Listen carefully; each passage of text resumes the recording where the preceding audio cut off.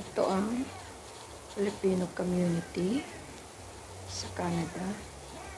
Galing sila sa iba't ibang lugar para lang makapunta rito sa meeting place nila kung saan makikita-kita sila.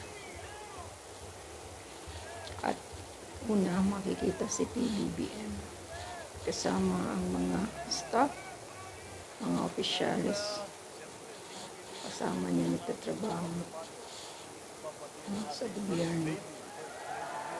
Ayan, ang mga staff. Ang sa migrant worker, kasama din. Kaya si Asla Yukatdak dyan din. Pinakilala niya. So, masaya. Marami sila.